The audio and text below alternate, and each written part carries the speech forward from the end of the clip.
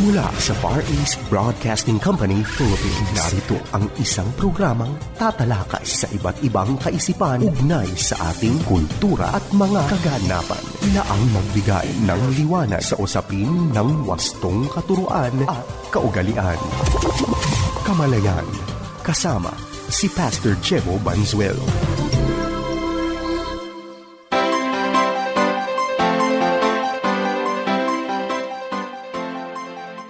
Isang mapagpala at mabiyayang araw mga kapatid. Ito po ang inyong lingkod, Pastor Jebo Banzuelo. At kayo po ay nakikinig sa programang Kamalayan. Pagbati po sa lahat ng mga sumusubaybay na nagmamaneho sa mga sandaling ito. At syempre salamat po sa lahat ng mga listeners nating nakikinig gamit po ang radyo at ang iba't ibang mga online platforms. Yan po ay sa iba't ibang bahagi ng Pilipinas at sa iba't ibang bahagi ng mundo. At syempre sa tulong po ng ating mga kapatiran na naglilingkod upang matiyak na yung ating programa ay inyong masubaybayan. Kasama po ang iba pang mga programa. Kaya maraming salamat po sa ating mga ministry partners. Sa atin hong pag-aaral ay pag-uusapan nating patuloy ang tungkol po sa perils of partiality o yung tinatawag nating favoritism. Sa Bible po, ito'y isang bagay na pinagbabawal sa atin at sinasabi ng Panginoon na hindi marapat sa kadahilanan po na una, ito po ay lumilikha ng mga personal na problema. Kagaya po ng ating natalakay sa ating pag-aaral nung isang beses ay napag-usapan natin, no? Yung Proverbs pala ay sinulat para turuan tayo tungkol sa tagumpay. At ang tema po ng tagumpay ay paulit-ulit na makikita sa iba't ibang bahagi ng Proverbs. Yun nga lang, yung pamamaraan at saka yung uri ng tagumpay na sinasabi sa Biblia ay ibang-iba sa kinagisnan natin. Kadalasan po ang nangyayari sa kahit sa isang mananampalataya o yung nagbabasa na ng Biblia, may mga times po na gusto nating i-apply ang mga biblical principles sa ating pamumuhay, pero ang gusto nating ma-achieve ay yung pong tinatawag nating worldly concept of success. At mapapansin niyo po na pagka yung ating konsepto ng tagumpay ay hindi po umaayon sa konsepto ng Diyos ng tagumpay at pilit nating ginagamit ang biblical principles, talagang mag-struggle tayo. Bakit? Kasi magkaiba po yun eh. Sabi nga sa Proverbs 1:3, yun pong layunin ng pagkakasulat ng Proverbs is to teach us to live disciplined and successful lives. At paano daw po ito makakamtan? Ang sabi po dun sa pangalawang bahagi ng verse na yon, to choose what is right, just, and fair. Kung ano po ang tama, kung ano po ang makatuwiran, at kung ano po ang patas. At natutunan po natin na kadalasan po, lalong-lalo na kung ang konsepto natin ng success ay worldly success, na ang focus po is the end result, na yumaman, tumanyag, maging makapangyarihan, kadalasan po ito'y gusto nating makamtan at the expense of what is right, just, and fair. Pero napakahalaga na ating makita, ating maunawaan na ang nais po ng Panginoon ay tagumpay at para sa Panginoon, hindi po yung end result o yung product lamang ang mahalaga. Even the process. Hindi lang kung naging matagumpay ka sa dulo, kundi paano mong nakamtan yung tagumpay, paano mong inabot yung tagumpay na iyon. Yun po ang napakahalagang pag-isipan eh. Kasi paminsan ang nagiging problema po ay may mga pagkakataon na nakafocus po tayo doon sa ano yung resulta sa dulo at paminsan po hindi natin iniisip, paano ba tamang kamtanin ito sa pamamagitan ng pagtalima doon po sa sinasabi ng salita ng Panginoon. Kaya kung inyo pong mamarapating tingnan, halimbawa sa Bible, sa Revelation chapter 3, Panginoon po ay siniyasat ang iba't ibang mga iglesia at kabilang po doon yung church in Laodicea. Yung church in Laodicea, ito po ay kakaiba kasi yung Laodicea po ay nakalocate sa isang lugar na meron po silang kasaganaan. Pero ang puna ng Panginoon sa kanila, sila po ay malahininga. Ngayon, ano pong napakahalagang tinuturo sa atin ito? Kasi po, ang isang naging problema nila, bukod po sa sila po ay nandun sa isang lugar na kung saan meron pong hot and cold springs, ay mapapansin po natin na ang isang major issue po doon, sagana po yung lugar. At ang problema po dun sa kasaganaan ng lugar, akala po nila yung kasaganaan na iyon ay palatandaan ng pabor ng Panginoon. Kaya nga sinabi ng Panginoon, kung kayo ay titingin sa inyong mga sarili, marahil nga, ang sasabihin nyo, kayo ay mayaman, masagana at okay kayo. Pero ang sinasabi nga po ng Panginoon, hindi ganoon ang kanilang kalagayan dahil sa harapan po ng Panginoon, hindi sila talaga maayos. Kaya nga, kung mapapansin nyo po sa Revelation chapter 3, verse 20, sinasabi ng Panginoon, "You are neither hot nor cold, and therefore I will spit you out of my mouth." Kasi nga po, sa konteksto nung bahaging iyon ng banal na kasulatan, yung pong mainit ay therapeutic at samantalang yung pong malamig, yan po ay refreshing. So in that context, maganda yung malamig, maganda yung mainit. Pero yung lukewarm o yung pinaghalong init at lamig, yun po ang ayaw ng Panginoon because basically it becomes useless. Ano po? At napakahalaga sa isang mananampalataya na talagang magkaroon tayo ng tamang sukatan. Kasi paminsan nga, kagaya po ng mga iglesia na siniyasat doon po sa Revelation chapter 2 and 3. Iba-iba pong kalagayan yan, iba-ibang estado, at iba-iba rin sila ng mga hamon na kinaharap. Pwede hong akala natin o sa tingin natin ay okay tayo, but in the eyes of God ay hindi pala tayo okay. Maaaring sa ating sariling sukatan ay okay tayo, pero sa sukatan ng Panginoon ay hindi. Kaya nga yung tagumpay, sinasabi sa atin dun sa Proverbs chapter 1 verse 3, hindi pwedeng makamtan o kaya hindi pwedeng sabihing tunay na tagumpay if we sacrifice what is right, just, and fair. Now, kung iuugnay naman natin sa ministeryo, ano ba epekto ng partiality? Alam nyo, isa po sa nagiging problema nung panahon nung bagong tipan, especially sa mga apostol, ay yung pong tinatawag nating racial prejudice. Kasi meron po silang pagtatangi at ang isa pong palaging masasabi nating napapag-initan ay itong mga hentil. Hindi nila matanggap Kasi alam naman natin na dumating po ang ebanghelyo sa pamamagitan ng mga Hudyo.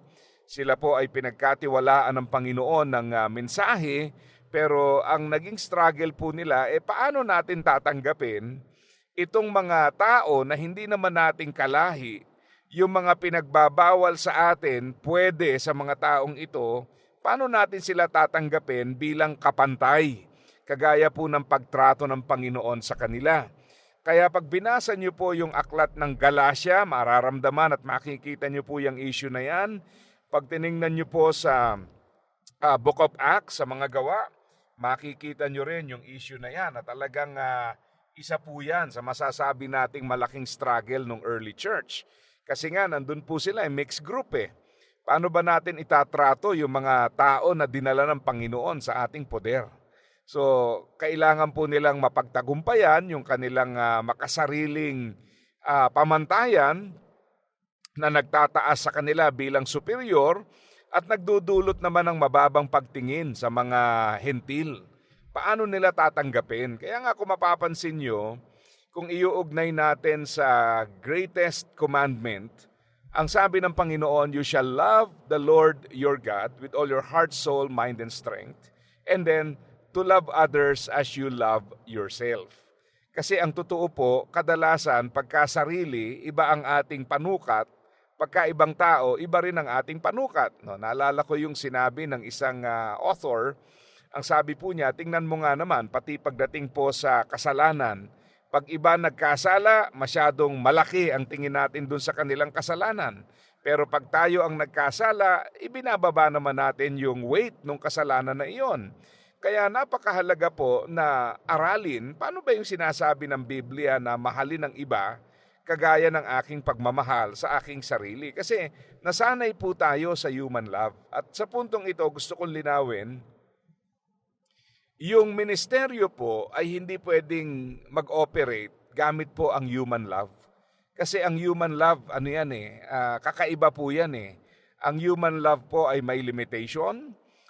Kung ating titingnan ang description niyan, it is expectations determined. Ang ibig sabihin po, meron akong inaasahan mula sa iyo, kaya kinakailangan ay suklian mo ang aking mga ginagawa para sa iyo. So meron ka inaasahan na pag hindi na po nagagawa iyon, nananawa na tayo. Kaya paminsan mapapansin mo, para bang ang ministry sa halip nga na sweeter as the years go by, ang ating inaawit, baka nangyayari po ay bitter as the years go by. At bakit po nagiging ganoon? Kasi nga, paminsan mapaghanap tayo. Naglilingkod tayo pero nagiging mapaghanap tayo o kaya sa church, o sa setting ng isang samahan, yung bang ang iniisip natin is how can I benefit from this relationship? So bandang huli, ang nangyayari po ay sa halip na tayo ay maging pagpapala, para bang lumilikha tayo ng isang environment na kung saan yung gusto natin ang kinakailangan masunod. Kaya makikita mo may mga mananampalataya na matampuhin. Actually, ang pagiging matampuhin po, manipulation yan eh. Ginagamit mo yung pagtatampo mo para yung ibang tao sumunod sa gusto mo at makakuha ka ng pabor. May mga ganyan. Kaya nga kung mapapansin nyo, kahit mananampalataya tayo, we usually create a very toxic environment or even relationships sa kadahilanan po na yan nga may pagtatangi. Diba? Meron tayong pinipiling mas higit at meron tayong ibinababa o kaya naman pinapabora natin yung pinapakinabangan natin o kaya ginagamit natin yung sarili natin bilang bargaining chip na pag pinaboran tayo, then we will also favor them. Kaya mapapansin mo, anong nangyayari sa mga iglesia? Nagkakaroon ng politika, nagkakaroon po ng samaan ng loob, manipulasyon. Itong mga bagay na ito, hindi nga dapat ito nakikita sa iglesia, hindi nga dapat ito ang mga nararamdaman pag nasa church. Kaya lang nga, we bring our sinful nature with us to church. And ang nagiging problem po, we allow that sinful nature to dominate. Kaya yung pag-ibig ng tao, it's expectation determined, it is exchange determined. Naghahanap tayo ng kapalit sa ating mga ginagawa at pag hindi po nangyari ito, ay nanghihinawa, nabibigatan at nalulungkot tayo. Kaya kung papansinin mo, pag hindi tayo naging maingat, itong partiality will tear down the church. Sisirain po nito ang magagandang relasyon sa iglesia. Idagdag pa natin, aside from the problem of partiality creating a toxic relationship or environment, it also hinders us from ministering effectively. Lalong-lalo na doon po sa konteksto ng pag-reach out o yung tinatawag nating evangelism. Bakit? Kasi po, para bang sa halip na pumunta tayo sa mga taong minahal ng Panginoon, tayo na ho ang nagde-determine ngayon kung sino ang pupuntahan at sino mamahalin. Hindi ho ba? Sometimes, sadly, may mga pagkakataon po that we say yes or no to a particular ministry, hindi na po dahil inalam natin ang kalooban ng Diyos, kundi kadalasan po, hindi lang natin type, hindi natin gusto, hindi natin preferred, o hindi yun yung senaryo na gusto natin. So, when we do that, well, I believe, hindi na po yan ang ministeryo dahil ang ministeryo po is being sensitive to God and doing what He wants us to do, the way He wants it done, with the people that He wants us to work with. Kasi po kasama ng ating paggawa, yung ating paglago, pag iniisip mo yung relationship. Kaya paminsan po, hindi ba kahit yung mga talents natin, yung skills, yung abilities natin, may mga times, may mga pagkakataon na para bang na overshadow siya nung ating mga failure sa relationship. Kasi mahalaga yung relationship eh.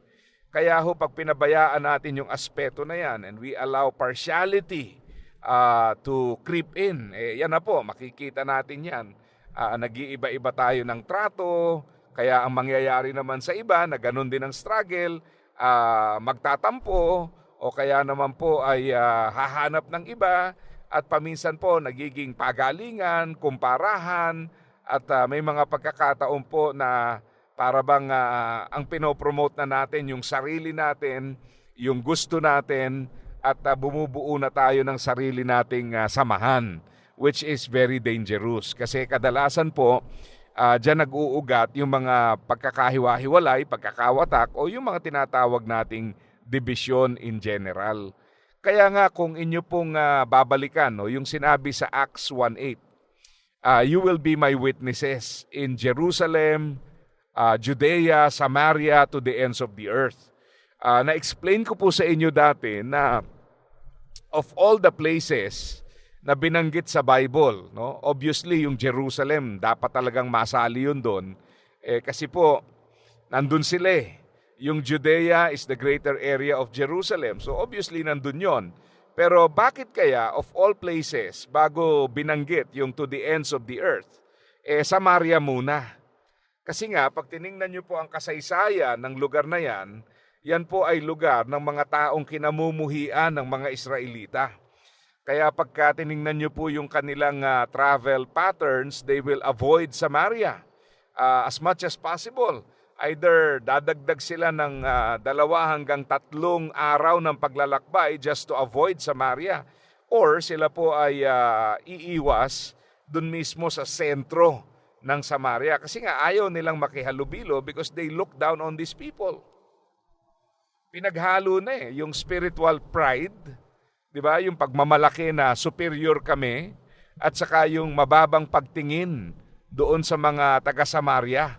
Kaya nga kung maalala nyo si Jesus, di ba, nagministeryo sa Samaritan woman, pag nabasa nyo po yung John chapter 4, makikita nyo paano nag-react yung mga apostol nung makita nila si Jesus na kausap yung Samaritan woman. Talagang na-surprise sila.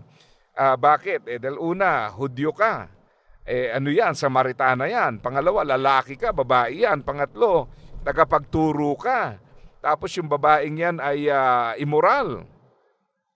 So sa kanilang paningin, hindi dapat ganoon ang gagawin ng Panginoong Jesus. Kaya kung inyo pong mapapansin, ang naging problema doon sa senaryo na yon, mga kapatid, yung katotohanan na kadalasan po ang nagiging hindrance talaga sa ministry, yung ating partiality. Kasi sinasabi doon Samaria to the ends of the earth. Ibig sabihin, hindi ka pwedeng lumawak sa ministeryo, pumunta sa mga lugar na pinapupuntahan ng Panginoon unless you learn to love people the way God loves them. Unless you're willing to learn how to deal with people the way God deals with them. Hanggat hindi po natin natututunang magmahal, kagaya ng pagmamahal ng Panginoon, we create limitations in the ministry. Kaya nga, hindi lang yung ginagawa ang tuon ng ministeryo, pati yung pagkatao natin, pati yung pag-ibig natin. Hindi ba sa Acts chapter 6, pag binasa niyo po yung account dyan sa unang bahagi, meron pong tinatawag na rumblings of discontent.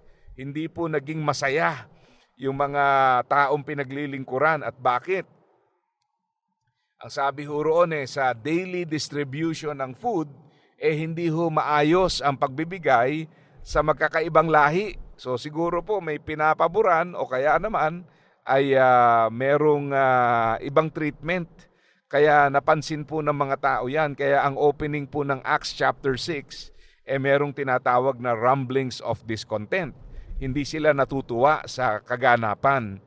Ngayon, ang napaka-importante po doon, yung ma-realize natin na umapekto ito sa paglawak. Kasi for the first time sa Book of Acts, nagkaroon ng nasupil yung paglago. Kung babasahin niyo yung Book of Acts, napakaraming dahilan para masupil yung paglago halimbawa, yung persecution, pinakulong po yung mga apostol. But actually, it did not affect the ministry. Nagtuloy pa nga Pero pagdating sa Acts chapter 6, sa issue ng partiality, it affected the ministry to the point na kinailangan nga nilang magtalaga ng mga tao na siyang tatayo sa tungkulin, at ang nakakatuwa doon ay ano po yung qualification ng mga taong ilalagay sa pagpapakain ng balo. Ang sabi ho ng Acts chapter 6, people who are full of the Spirit and wisdom. Kailangan ay puspos ng banal na espiritu at meron din namang karunungan. Okay? Imagine magpapakain ho ng balo ang trabaho niyan. Pero ang kanilang qualification ay very spiritual. Kinakailangan ay puspos ng espiritu. Bakit po? Kahit po sabihin ninyo na yung trabaho po ay pisikal, pero pag yan po ay kinategorya nating ministry, ang ibig sabihin po niyan, it must be done according to God's way. Kinakailangan sang-ayon sa kanyang paraan at kinakailangan nagpapahubog tayo habang tayo po ay naglilingkod. Hindi ho pwede yung ang focus lang sa paglilingkod tapos hindi nababago yung pagkatao natin. Kasama po sa nababago yung pagkatao natin. Kailangan umaayon sa nais ng Panginoon because even if we have talents, abilities, pero kung tayo naman po ay hindi lumalago sa pagkatao, that creates a limitation in the ministry. Kaya napakahalaga po na talagang as we serve, we also allow God to transform us. As we serve, we also allow God to change our being, not only our doing, but our being as well. Di ba? Yung pagkatao, kinakailangan nababago. Kahit po ipagpatuloy mo ang iyong mga ginagawa, kung hindi naman nababago yung pagkatao mo, mapapansin mo, may limitation pa rin sa ministeryo mo.